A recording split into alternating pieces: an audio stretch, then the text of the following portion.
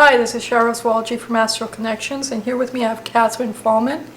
Katharine Fahlman is a spiritual consultant, and Katharine has been with Astral a while now, right? Yes, I have, for a few years. And before I even got here, so... That is right. Katharine, tell me a little bit about yourself, starting with maybe your childhood. Yes, when I was a child, I was born into a Christian home. Both my parents were Christians, but they were not huge churchgoers. They were just traditional. And when I was about 5 or 6, that's when I remember really recognizing or coming into recognizing my spirituality. And my biggest wish was to go to church and go to Sunday school and meet a lot of other friends that were attending as well. Okay. So it ended up, my parents were very liberal. They allowed me to go with whomever. That was nice. My parents weren't liberal that way. And it was good for me because I got to go to a few different kinds of churches and see different traditions and cultures. And I believe that that was the very beginning of my journey. Okay. And going to those different churches and different cultures, did you find cohesion or did you find diversity? There definitely was a common denominator in the fact that the particular churches I went to, they all believed in one God. Okay. But their ways of worshiping and their traditions were slightly different. Right. Their rituals were different and their scriptures were different. Really? Interesting. So it wasn't all biblical scripture? No. Oh, interesting. Okay. There was different kinds and different protocols for being there, as in the difference between Catholic or United or Anglican. They all had different traditions and rituals, and some belief in different things were the same in some churches, but not in others. Now you said that's where your journey really began. How? What do you mean by that? I felt that there was more to this world than what could be seen with the eyes or hear with your ears or feel or touch. And it was in my family that we had intuitive abilities. My grandmother on my father's side was the one that actually taught me how to do tea leaf reading. And I recently discovered that my grandmother on my mother's side did it as well. But she died before I was born, so I didn't get to meet her. So you've done tea leaf reading then? Yes, I've done tea leaf reading since I was about 7 years old. Wow. And it was something natural to you then? It came to you naturally? It's not something someone taught you? Outside of my grandmother, she would say to me, just look in the cup and watch the leaves and see what pictures come to you. So that was my very beginning of tea leaf reading. And I carried on from there, just doing it for friends and family around the table as something that we normally did. And it was interesting and exciting for our guests to have that done for them. And then people started coming back to me telling me that what I was saying was coming true. And so they were excited and they wanted me to do it more. But just the opposite happened to me. I got really scared and I stopped doing it. Wow. Because you felt that whatever you were saying was coming true. It was confirmation to you then Yes. by them coming back and telling you that. And that, yeah, they can have a scary feeling, I suppose, because what if you predict something that isn't nice, you know? That is true. In fact, one day my daughter's friend was over and we were doing tea leaf reading, and there was 2 cups sitting on the table, and I didn't know which cup belonged to which person. I picked up one cup and I saw all kinds of disastrous health problems for this person, tragic events coming up, and just was not a positive future. So I put the cup down and I was so worried. I was pacing back and forth. I thought it was my daughter's cup until I finally got up the courage and I said, "Whose cup is this?" They told me that it was my daughter's friend's cup. Right, which gave you that relief then. I was so relieved for my daughter. Yes, of course. But then, of concerned course, for her friend, which her life was a series of tragedies. Leukemia, divorce, car accident, and unable to bear children.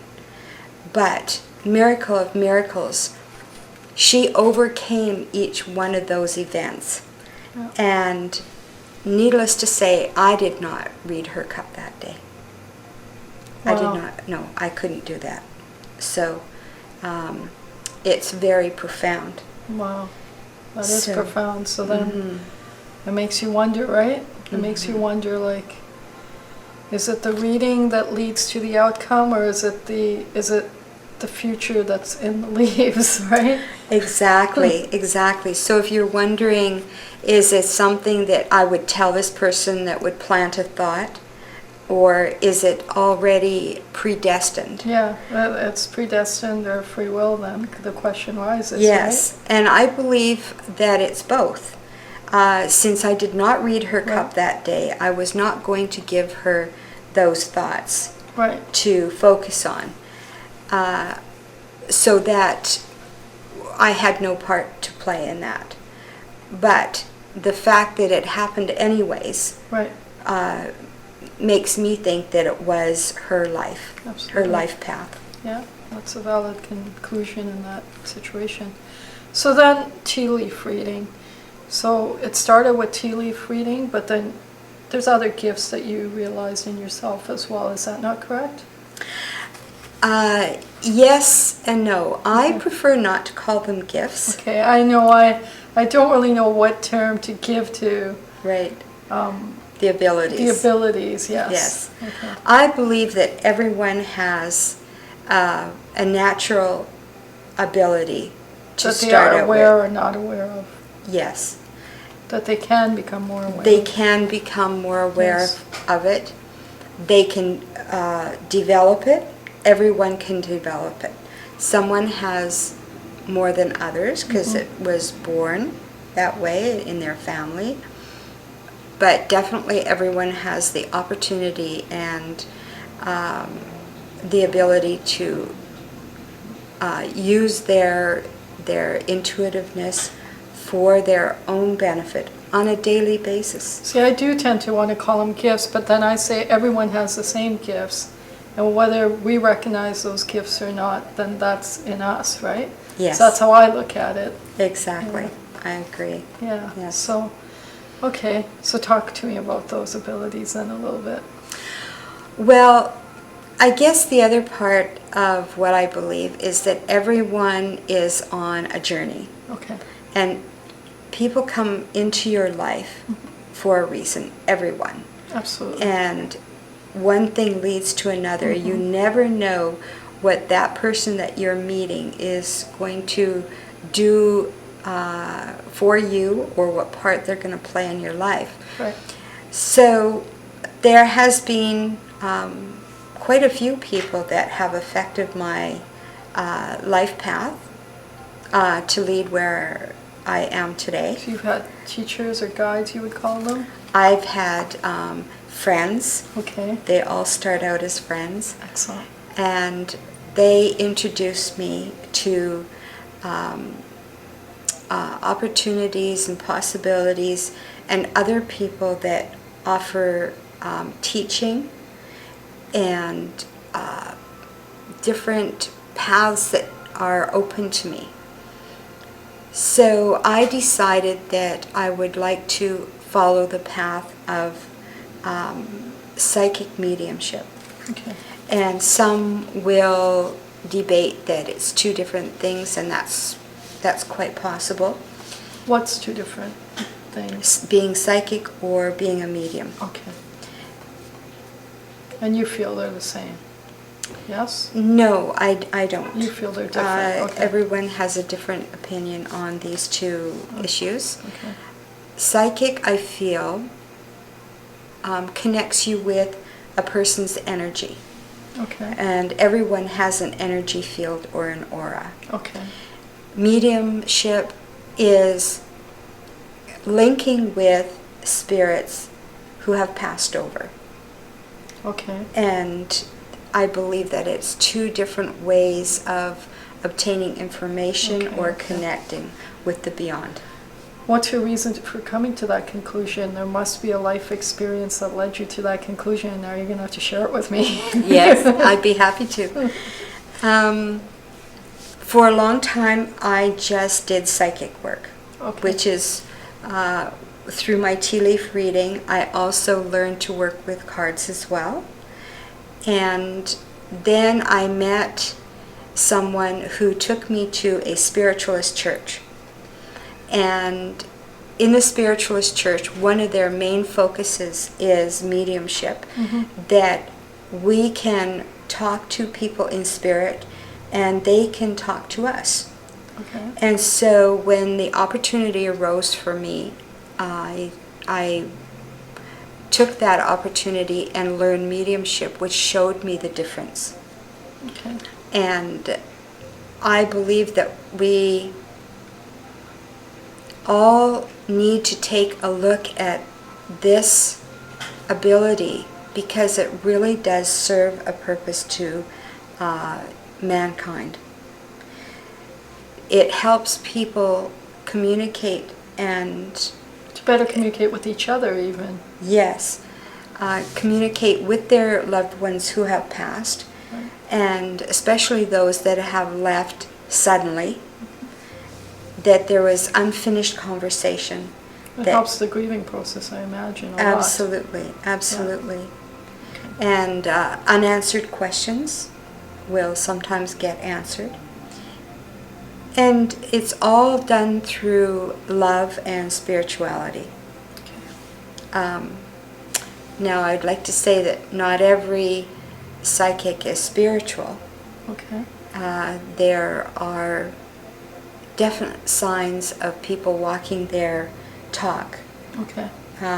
Maybe you could share some of those signs, because let's say if we were talking about somebody who's considering going to maybe a psychic, and they're trying to make a decision who to go to or why to go to them, and what are certain things or certain qualities they can look for in an individual or in a presentation or in a brochure even, that'll lead them in the right direction. Absolutely. Can you speak to that a little bit? Absolutely.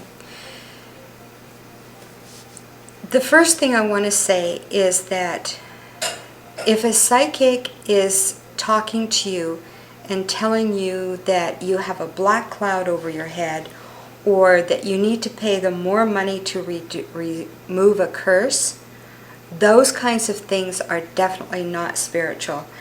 And I would say don't Engage anymore. don't with any engage such. with that person any longer. That is not the way things are done in a spiritual way.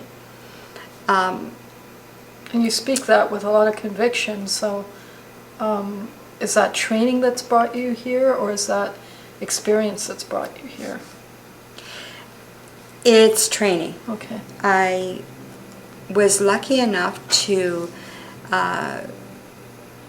work under a couple of different people that are very experienced and I look at them as my mentors.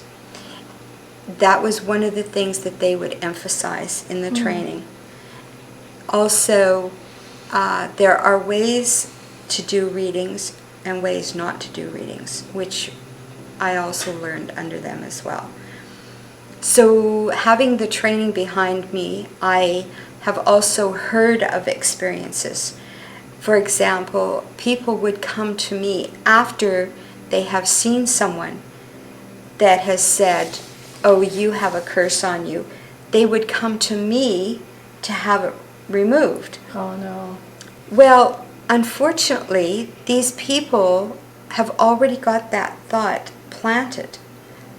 And so it may take some doing to Remove that reality. remove that thought from them, Okay. so that they truly believe that they don't have a curse or they don't have a black cloud. Wow.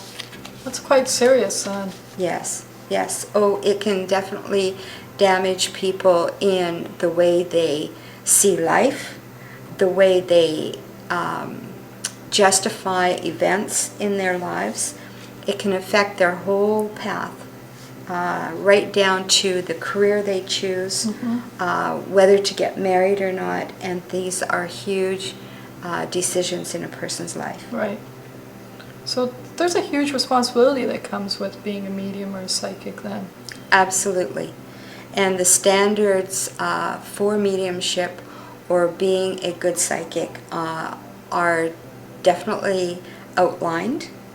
And Is there a certification process, or is there some kind of school, or I don't know how that works, so maybe you can Yes. speak to that a little bit. There's many different development courses you can take. There's different teachers that you can study under.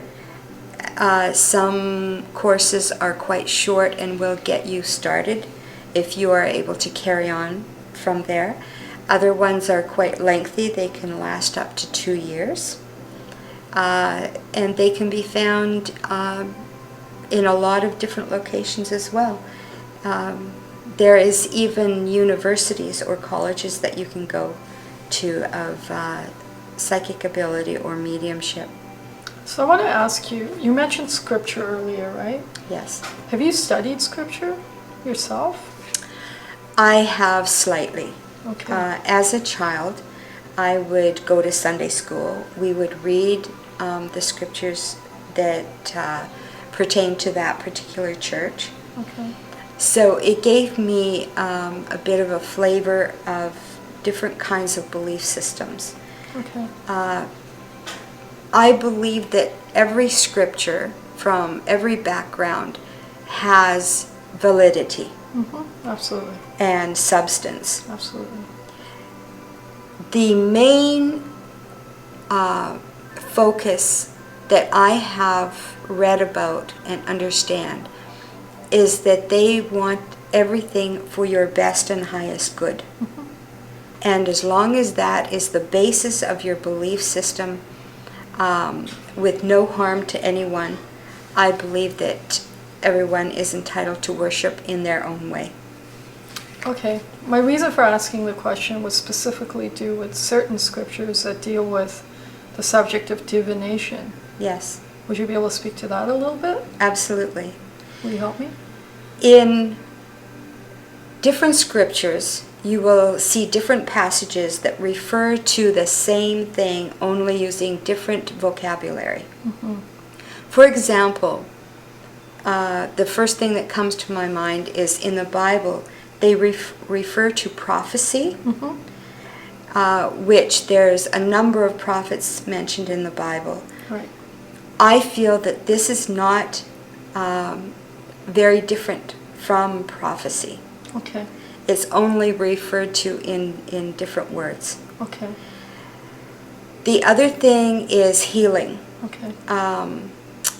In my opinion, Jesus was the most amazing healer that ever walked this earth. Absolutely.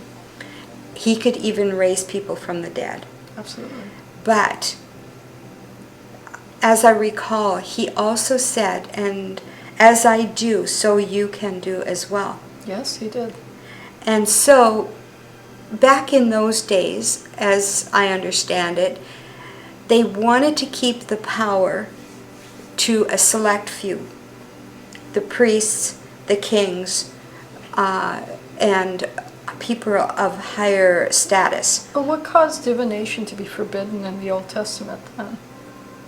And those passages, would you be able to speak to that a little bit? Yes, I feel it was a matter of control. Okay. I feel it was a matter of power Oh, interesting. and status. Okay. The same thing happened actually in Reiki healing, which I believe originates from China. Okay. The same thing, there was only the select elite that were allowed to practice or learn Reiki.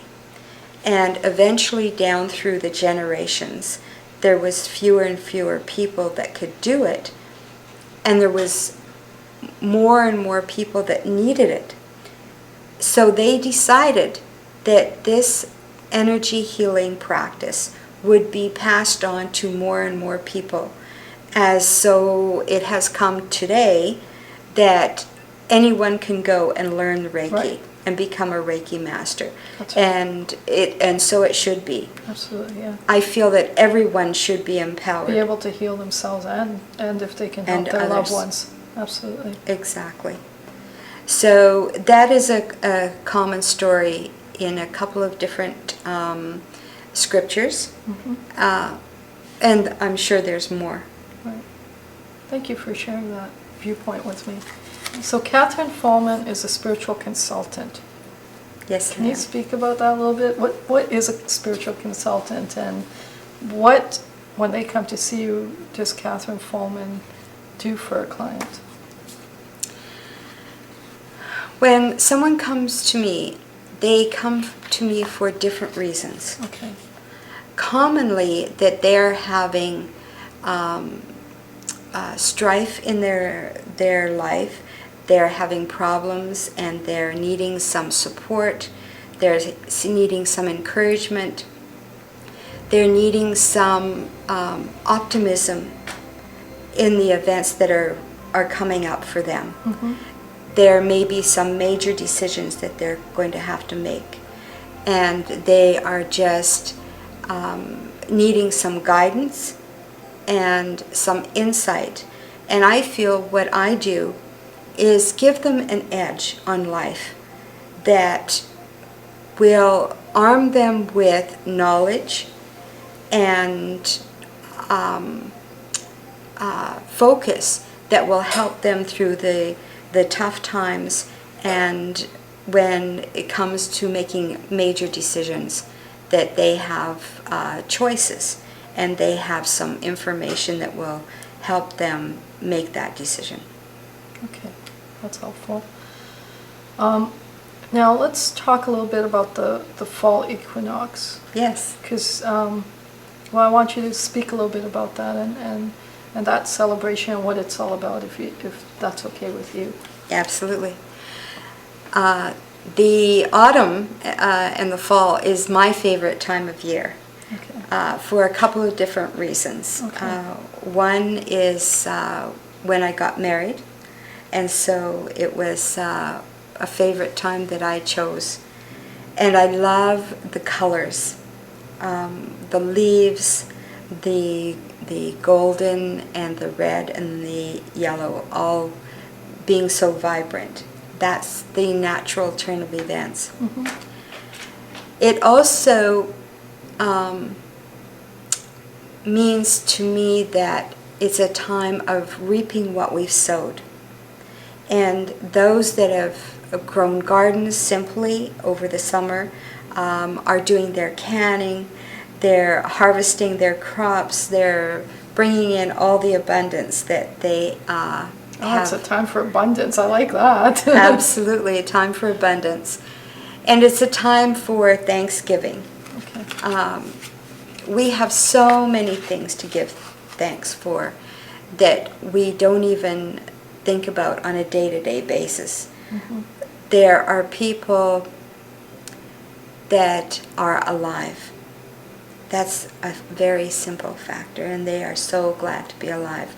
Some people have gone through near-death experiences. Some people have had trauma. And just that simple factor is one thing to be appreciative of. The other thing is that we have, where I live, and a lot of us live here in this country, so much that we take for granted on a day-to-day basis. It's so true.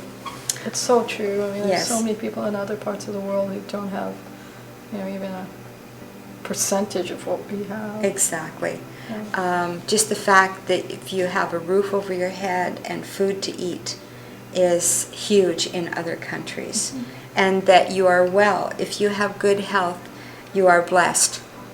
And people in certain places don't have that, either in hospitals or other countries where health is something, a luxury they can't afford. So it's all of these things put together, and for me also it is a time of preparation. It's a time of preparation for the winter season, that I look forward to the cozy nights in front of the fireplace. And I appreciate the rain and the cold weather just as much as I do the summer. Okay, that's beautiful. I think I've exhausted my questions. Is there anything you want to share with the audience that maybe I've left out and maybe you wanted to impart as well? I would say that anyone that is considering developing their psychic abilities, by all means go and do so. Explore the different avenues and the different development classes that you can find around. Not only does it help you with your intuitiveness, which is a natural ability that you're born with, but it also expands your perception of life and the world and the universe. And it's a beautiful As a whole. experience. Yes. To have access to that added tool set, if I may call it that. That's right, exactly. Yeah. Yes, for Thank sure. you, Catherine. Thank you. It was a pleasure having you here. Thank you. It's my pleasure as well. Thanks, Catherine.